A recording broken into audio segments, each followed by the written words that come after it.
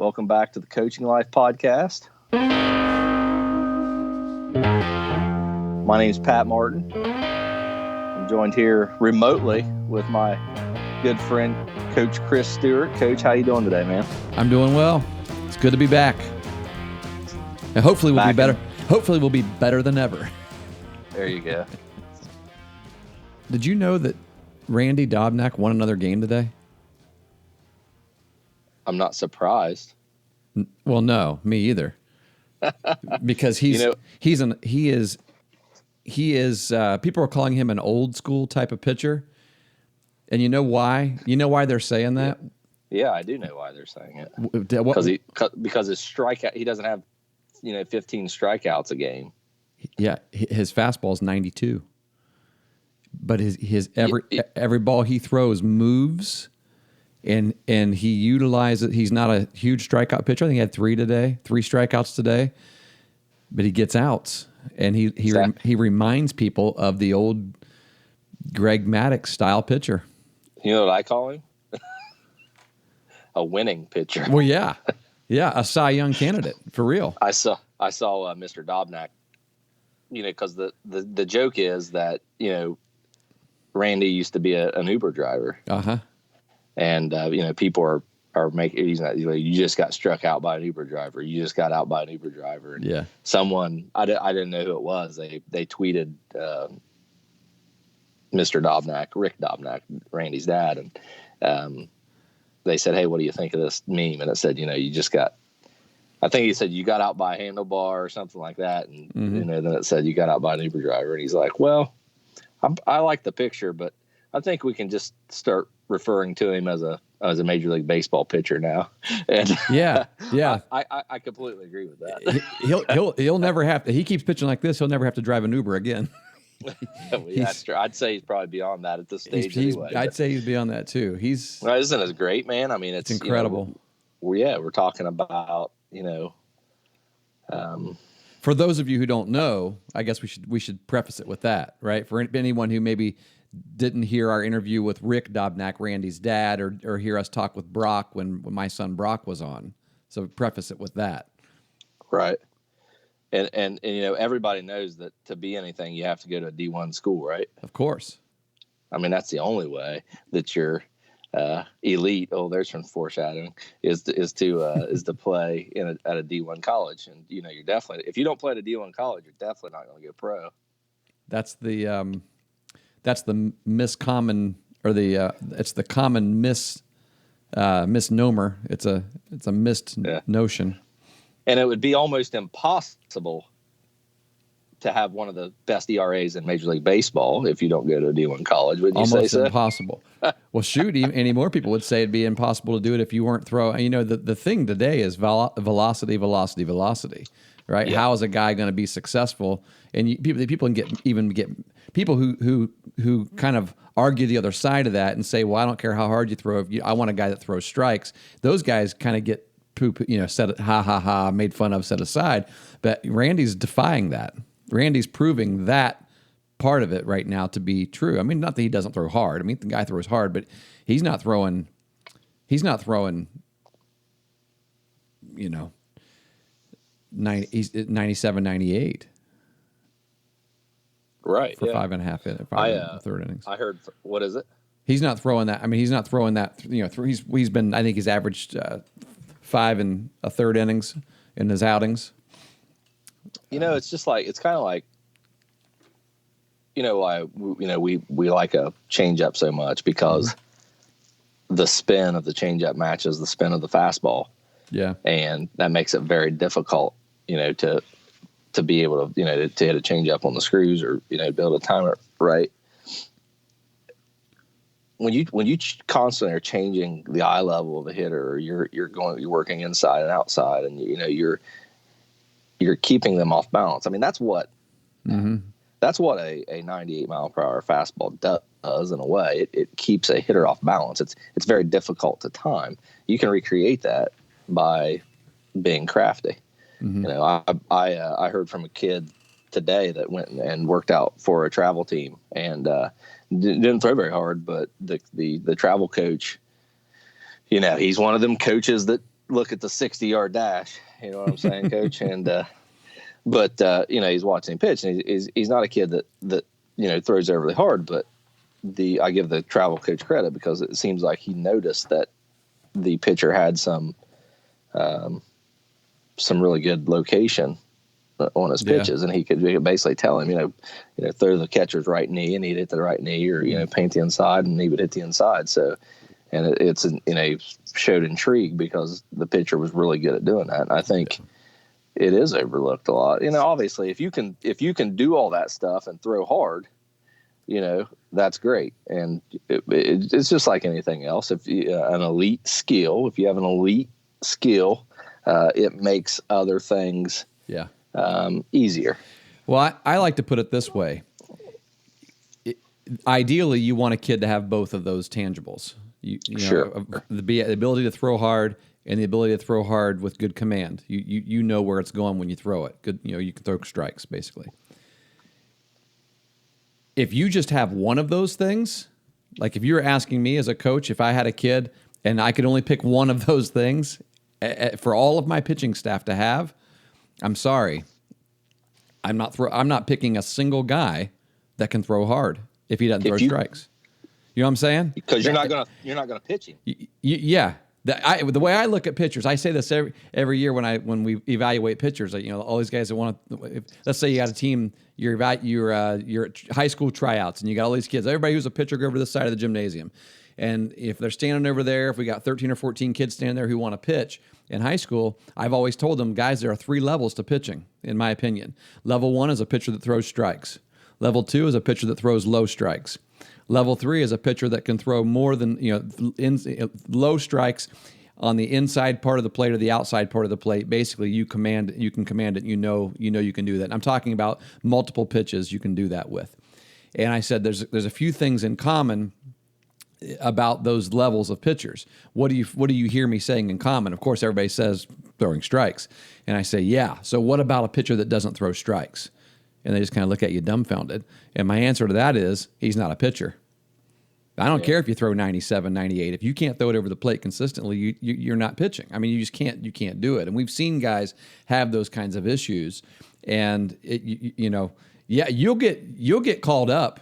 You'll get a D1 opportunity. You may be in the bullpen your entire career, and you'll get pro looks. But honestly, if and the downside to being able to throw strikes but only throw 86 is you're not going to get pro looks. Right. But you could have a pretty darn good college career, though. You could have a good a good college career and barely break 80. To be really honest, in some college, if you're crafty, you could manage. You could do it. Yeah. And there are a lot of guys that would say, "Oh, you're full of crap. You're crazy. You got to be able to throw." You got to be able to run 6'6" if you're going to play shortstop in college. Oh, come on. Right, exactly. Exactly. I've been hearing from a lot of kids, parents about some goals that they have. Mm-hmm. And a lot of kids out there, they're thinking, I want to play at the next level. Some kids will tell you they want to play at the major league level, mm-hmm. but a lot of kids are just saying, I want one of my goals is to play college baseball. Yeah. And as a coach, I want to help them try to achieve that goal. And so I've been thinking a lot about, what. It's not rocket science, right? Right. But I think there's a process out there that if you want to, especially in our area, if you want to reach that level, if you want to attain that goal of playing at the college level, you have to embrace a certain process. And it's a process that involves, improving your baseball skill, but it's a process that also involves a lot more than that. And what I wanted to talk to you today about is you wrote a book, and in chapter 12 of that book, you use the word, and actually the chapter is entitled elite. And you talk about this concept of elite. When most people think about elite, they think about a status, right? And I said earlier, it helps to have an elite skill, right? And so and I guess that makes sense, and you can't argue with the definition in that some people do have an elite skill. If you can throw upper 90s in high school and college, then that's an elite skill. If you can hit a ball 500 feet, 450 feet, that's an elite skill. If you run man, I hate to say this. If you run a 6'6", 60, it's a measurement, right? Yeah, that's an elite skill. Yeah. But the problem is, what if you don't have that elite skill, right? What do you do? And that's what we're going to talk about today on the Coaching Life. Let me get your thoughts on that. I'm up for that conversation. Yeah. That's. I remember when I was writing this particular chapter, the thought that was coming to me, the thought that began this chapter was the way we throw this word elite around. And this was when my son was still playing travel ball, travel baseball. He was in high school still when I was writing this. And when you go to travel tournaments, if you walk through the facility, let's say you're at one of those big tournaments where there's several fields and there's teams and players walking around everywhere and warming up. If you ever pause to read all the uniforms, for example, at those tournaments, whether it's baseball or softball, you're going to see it. What are you going to see? Midwest Elite, Ohio Elite, Bo Jackson Elite. Put a geographical city or town or location or region in front of the word elite, and you got yourself a baseball team, right? And it looks good on the uniform, and it rolls off the tongue, and everybody's walking around with elite written on their shirt. And I found it to be kind of funny, and I just was pondering it one day as I actually had a tournament sitting there between games, and I thought to myself, what is the deal with this word, using this word elite? Like, does that help get kids to come to your tryouts in the fall? And are what is it? I mean, because what you're doing is you're taking a word and you're attaching it to your team or your program without really. And I shouldn't say without. I mean, not saying all pro. Maybe you're putting it on there because that's your goal. I mean, that's what you strive to be. But let's be really honest. There's so many teams right now that are just using words, and you got a lot of 8U and 10U teams that are named elite. Yeah, right. Right. And I would say if you would ask them for that definition, they would probably have to reach for a dictionary. Sure. Well, let's do that. Let's define it. Sure. And Merriam-Webster's dictionary defines elite like this: the choice. So the choicest or best of anything that is considered collectively. So when you have, so I mean, even thinking about it in that way, all right? So if I go to the Grand Park facility in Indianapolis where there's 30-some fields and there are 2 teams playing on each field and some teams waiting around, there might be 16 or 17 teams, and that's probably a low ball number, with elite in their name. But how can they all be elite? Yet the definition of this word is the choicest of among a collection, right? And so words matter, guys. And I want you to, if you're going to call yourself elite, really pause for a second to think about what it is, right? Because it's also defined as a person or persons of highest class. I'll tell you, I'm not sure that definition works for a lot of teams I see out there sometimes, right? Right. It can be called a group of people, a group of persons exercising the major share of authority or influence within a larger group. So those are the noun forms of this word. And then when you use it as an adjective, you can use it in such a way that would mean representing the most choice or the most select of something, the best of something. And so, like, if you're going to make this personal, which I think we need to. We need to think about it in personal terms, especially in the context of you wanting to achieve some goals. You mentioned, kids who want to go on and play in college and whatnot. Let's think about elite in terms of what that means for me. What does that mean for you? And then start to apply it to your teams. Like, what is distinguishing you? If you're going to call yourself elite, what does it mean to be elite? I mean, that's really, and I don't know. That's just kind of where I saw the word elite a lot, and it just got me thinking, what does this really mean? Do these people really know what it means when they're wearing it? And what does it mean? I mean, just in general, what does it mean? And is it a word that we throw around a little bit too much? Yeah, and I like the direction that you go, because, and I might explain this a little later, but just to pick out the phrase, you mention it. You say, let's talk about that word in context to, our person, and specifically our everyday behavior. The Fisher Catholic varsity baseball coach Stewart, you may have heard of him. That's my brother, Coach Stewart. Yeah. He tweeted a YouTube video the other day of U.S. Navy Admiral William McRaven, and I believe he was at a graduation ceremony or something like that, giving a speech. And he said that if you want to change the world, start by making your bed in the morning. Right? Start by making the bed. And the idea was that when you wake up in the morning, you make your bed, you accomplish a task, and the accomplishment of that task will motivate you and encourage you to accomplish another task. And then another task and another task, and throughout the day you just continue to build upon task after task, and you end up having a good day. Yeah. On the flip side, he also said that if you get through that day and it ended up you failed and it's been a crappy day, when you come back home in the evening, you're gonna have a made bed to crawl into, right?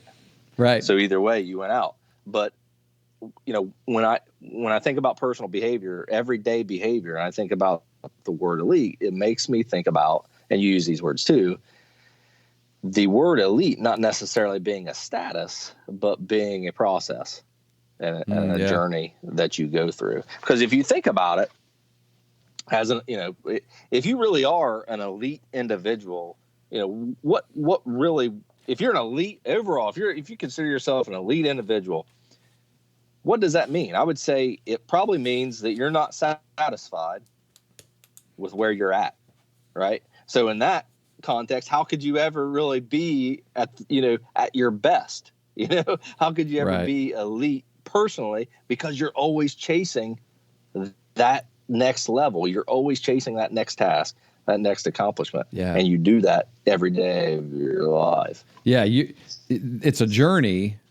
It's being elite is not a status that you attain, but being elite then becomes a journey that you walk every single day. And what that journey looks like is, it looks like being better today than I was yesterday, and being better tomorrow than I am today. And you just continue that more and more and more. And one of the thing, I think, I know the story about the admiral that you're talking about. I remember reading about that as well. I think he wrote a book, actually, and I can't remember the title of it. I wish I could see it. I could see a picture of him in my mind standing behind that podium giving that address. Yeah, it's a great incredible speech. I encourage everyone to look it up. And when some people will hear that story and think, "Oh, come on, what's the making your bed, really?" That's how it begins. And it is how it begins, folks. And this is why. Because what is making your bed? I mean, really, in the grand scheme of things, what is making your bed? It's a small thing, right? Very small. It's a little thing, but that is how you create this momentum of wins. You win in the small things. You win. That's an easy easy win every single day, every morning of your life. And the reason why he emphasizes that is because we need those. James Clear in his book Atomic Habits calls it habit stacking. It's like, why not go ahead and just create? That's an easy habit to create, right? And so when you do that, it makes it easier to develop another good habit. And then once you have 2, it makes it easier to develop 3 good habits. And once you have 3, it makes it easier to develop 4, and so on and so forth. And before you know it, your entire life has changed. And what's happening? You're on this road to becoming an elite person. And you're using general terms there. You're just saying task and habit. But all of those end up correlating to the type of person you are. And the type of person you are dictates how you approach everything. Goals. Yeah. Everything that's related to your goals. Yeah, definitely. Yeah. And, depression is a big thing. It's odd. It's like depression, just kind of depression, anxiety. It seems like it just kind of came out of nowhere. I don't know if it's because it's easier to detect or more people are looking out for it or what. It just seems like, it's something that, has just been really bad for our society in the last, 10 to 15, 20 years. Everyone's, experiencing depression, anxiety, and things like that. But Jordan Peterson says that one of the best things you can do to deal with depression or anxiety is to clean your room. Yeah, he does. To get your room in order. And it's the same concept. It's the exact same thing that we're talking about, because when you clean your room, you feel that feeling of accomplishment, and you feel good about something. You know what I mean? And it's one thing after another that you just build upon. And people will talk to me, and I love talking baseball with people. I love mechanics. I've always been a big mechanics person. So I like drills. I like to talk about the way the body moves when we're playing sports. And, people will message you and they'll say, what do you think about this? Hey, now what can I do to get better at hitting? What can I do to get better at fielding? What can I do to get to the college level? And I really think that the answer is in chapter 12 of Building Champions. I really think that it's summed up when we say that every day of your life, you want to be the best version of you that you can, and increase that every day by 1%, just a small amount. Yeah. You said something there that is key. But before I point that out, Pat, it sounds like you need to purchase some more copies. Are you handing these out? You need some more copies of Building Champions? I direct them in the right direction. Okay. Yeah, send them the Amazon link, right? So you made in that statement you said being the best version of you every single day. That's the key, because, and I think this is also, the conversation about wearing elite on your jersey comes full circle, because it comes back to this point right here, because it is okay. I sort of use that as a cue, I'm not making fun of that, but just as a way to illustrate this point. It is okay for a bunch of teams to put the word elite on the jersey. And here's why, because what we're talking about is not being the best. We're talking about, to be elite means being your best. Right? Yes, not in comparison to other people. Exactly. We're not. Matter of fact, when you start comparing yourself to other people, you're actually that's a road to making yourself a victim, right? Or to blaming or making excuses or things like that. You don't want to do that. You want to stay away from that habit. Right. And so if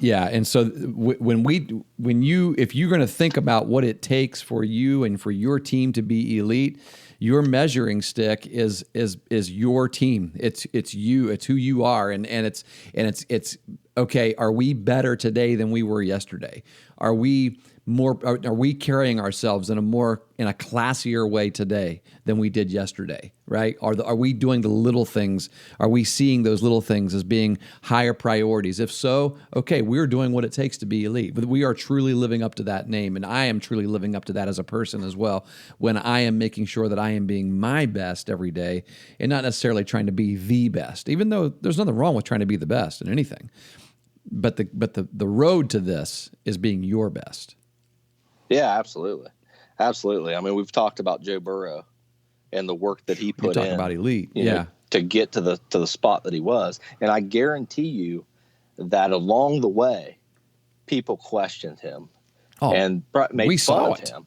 Yeah, we saw it all through his college career until his senior year.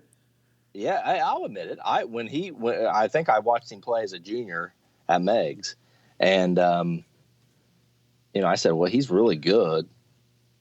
You know, he'll never be Ohio State's starting quarterback. You were right. You know, yeah, I was right. Wasn't I? I was right because of I was right because of a broken thumb. Urban Meyer was wrong. That's why. But trust me, I was calling for Burrow you and a lot of other play. people, right? Yeah, but I say that because you say something in the book that I absolutely love. It actually gives me goosebumps when I think about it. You know, and you mentioned, you know, people kind of rolling their eyes or snickering at the idea that if you want to be elite, get up in the morning and make your bed. And I think it's so easy to think that way because the majority of the people in this world that we live in are not taking an elite journey. They're not, you know, partaking in that elite process. They're not on the road to being elite. So it's easy to cast those things off. It's easy to, you know, to tell other people that, you know, they're not good enough, or they're not doing enough, or they're not going to be able to do enough, or what they're doing isn't enough, because it's easy and it's the popular thing, you know? Well, and if the majority of people were, then we couldn't use the word elite, right? Because that's a good point. It would then be the common, right? And that's true. So the whole idea here is you seek to be uncommon, step out of the common. You know, I'll read a little passage here from it. I'm looking at the chapter right now. It actually said the majority of the crowd in this world on any given team or in any given organization is just fine with the comfort of the highway to average. In schools, there are a lot of students who could do a lot better, but they're okay with average. They literally do not have to stay in the realm of average. They may never finish the top of their class. They most certainly could work, you know, at a little more elite level for themselves, yet they just choose the easy road. And the reason why is because there is comfort in average. There's comfort in being in the middle because it's where most people live. And so it's just easy to settle in and assume that this is where I belong also, right? I mean, it's just the way it is. Mediocrity is just it's middle class, right? It's just the way it's okay. It's where most of us are. Isn't that the line that Coach Jimmy Dugan has in A League of Their Own? It's supposed to be hard. Yes. If it wasn't hard, everybody would do it, right? Yeah. It's an excellent line. It's a line that describes, I think, it describes the game of baseball, I think, and describes a lot of things about it. But Jimmy Dugan's classic, man. Like when he hands that kid the baseball to sign, little boy's like, "Sir, can I have your autograph?" And he signs it and throws it back to him. The boy reads the ball. Avoid the clap, Jimmy Dugan. Gee, thanks, mister. I like when he hits, what's the kid's name? Frederick? What's his name? I can't remember. Hits him with that glove. We're going to win, you know. Oh, yeah. But you're going to lose. Yeah. You're going to lose. Like, smacks him in the face. We're going to win. They're supposed to be coming out with a series, like an actual TV series that's A League of Their Own. Like it's based on the same thing that the movie was. Oh, really? Yeah. I don't know. It's probably put on hold like everything else in Hollywood right now, but yeah. Right. Yeah. So anyway. Yeah. So it's tough. It is tough. And it's you know, Tony Dungy called. I'm not the only one to talk about it. Tony Dungy wrote an entire book called Uncommon, and it's based on this whole same concept, right? That no one you know, we say it's easy to fall into the medium, right? The mediocrity phase, but nobody belongs there. Right. You don't belong there. I don't belong there. I mean, anybody listen to this right now, you don't belong there.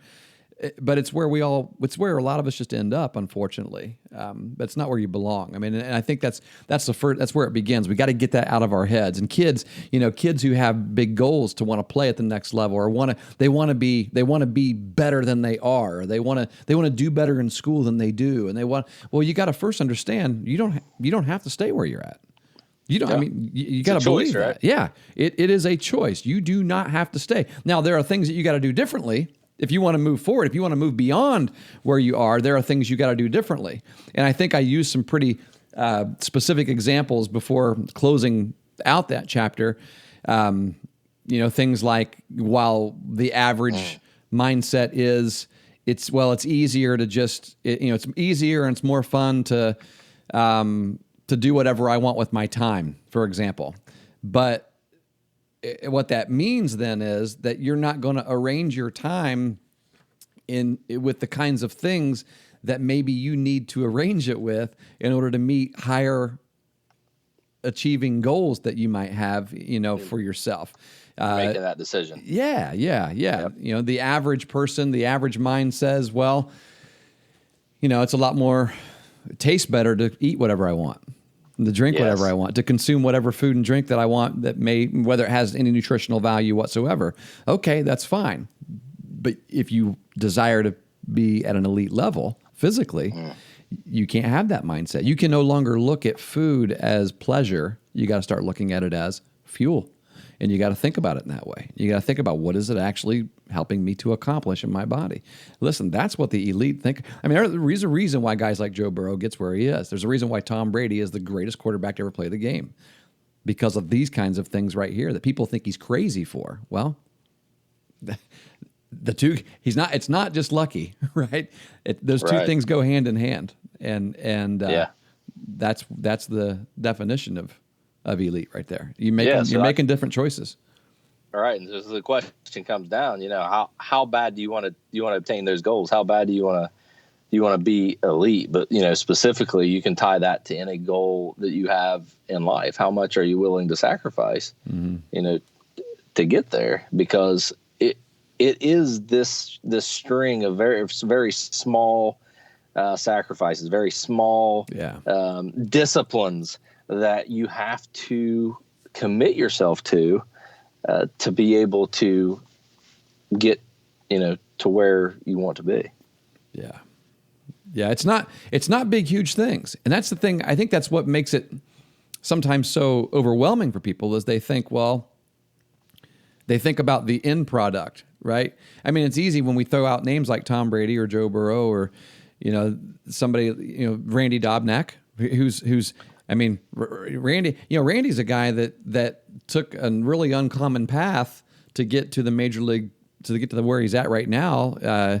Right now, at this very moment, he's the highest rated pitcher in the major leagues. I believe the lowest ERA, and the most was the last time I looked. Wins. Yeah, I mean, he's legitimately a Cy Young candidate. Absolutely. Randy, it wasn't that long ago. Randy was pitching for a D2 school in backwoods in the mountains of West Virginia.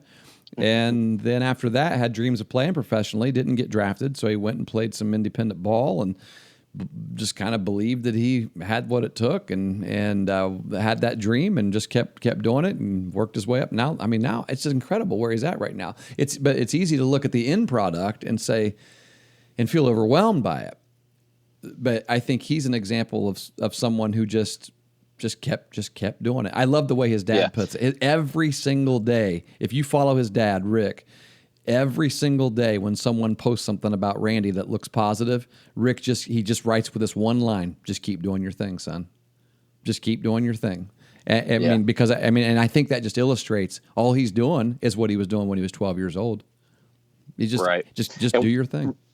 Yeah, we're so result oriented too that this idea of a process or a journey gets lost on us. It's so easy to get lost. And so when kids say, I want to play in the major leagues, I want to play in college ball, they're not thinking about, the path that they're going to take or the commitment or, what steps they're going to take to get there. They're just looking at that goal. Yeah. And, that's the thing that makes it even more difficult, really, Yeah. because as we said, it's a day by day effort, and the choices that you make every day of your life will dictate how far you go and I guess how elite you get at certain things. Pat, let's use a hypothetical here. Let's just say that you're fat and out of shape today. Just hypothetically speaking. I don't want to be, which I mean I am. No. But I'm hoping. I eat a lot of corn dogs. I'm hoping. I don't think I've eaten a corn dog since you made fun of me for Coach. You ruined corn dogs for me. Corn dogs life, and Mountain Dew. I can't just hope, that I'm going to wake up tomorrow morning, and I'm no longer going to be out of shape. Right. Right, and you can't expect that either. You can't hope for it. You can't expect it. You can't, and you really shouldn't even think about it. I mean, it's okay to stick. If you got an old picture of yourself that looks skinny and in shape, and you want to put it up on your mirror to remind yourself of what you can attain. That's fine, but you're not going to attain it tomorrow. Right. And I think that's something that we in the same way that you're not going to get there overnight, whatever that, in playing the game that you like to play, or in achieving the academics you want to achieve, it's I think, you losing weight and gaining strength, I think, is a great illustration of this, because we all know it takes time, and it takes making a lot of good, positive, small choices, and even along the way. I mean, here's the other thing. Along the way, as you make these positive small choices, let's say that you slip up one day. Yep. Let's say you have a lazy day and you make poor choices, and you eat Little Debbie's one day, right? Yep. And a corn dog. Is that going to throw you off course? Not if it's just one error, right? Not if you make your bed in the morning. Yes, get up tomorrow, make your bed. Don't make two in a row, right? Make that. You're okay. Okay, I screwed up today. You know what? I'm not screwing up. I'm not doing it twice in a row. It's not happening. Yep. It's not happening twice in the same week. It's not happening twice in the same month. I mean, you just tell yourself that, and understand that, because you got to allow yourself a little grace as well in there. Sure. But the less you screw up, I mean, the more times you're able to accomplish, or to achieve, picking yourself back up after you've fallen, yes. The less times you're going to screw up. And that's why the small things are so important. It is. Because that's the foundation of where you want to go, of what you want to build. The small things, the things that you can control very easy, and that you're good at, and you're motivated to do. If you can cling to those things and be disciplined about it, then those failures, because we talked about, I mean, we talked, like a diet. Mm-hmm. People will go, not just a diet, any New Year's resolutions, right? Mm-hmm. We did our one word, our one word. What was that called? What did we do? One word challenge. Yeah, one word for the year. Yeah. I am not. My word was discipline. I am not as disciplined right now in August as you were in January. Yeah, but I'm more than I was. Yep. Yeah. Right. Exactly. You may have had a month where it was just not disciplined at all, but when you look at where you were in January, you're more right. Yeah. There's doesn't mean there's not going to be screw ups. Doesn't mean there's not going to be lazy days, things like that. It's just don't make them habits. Don't make them habits. Mm-hmm. Yep. Don't stack them together. Don't stack the failures. Don't stack the mishaps together. Stack those small tasks. Those wins. Yeah. And that's how you get to where you want to be. It's not complicated. It is difficult. It is difficult, but it's not complicated. But it's simple. Right. Right. Yeah. Yes. I think that that solid, firm foundation that you're talking about is the everyday small choices, and when you have that, it makes it easier to hope for that end goal. It makes it easier to see it, right? I mean, I think what we're essentially talking about here is sort of having a faith that you can accomplish something, right?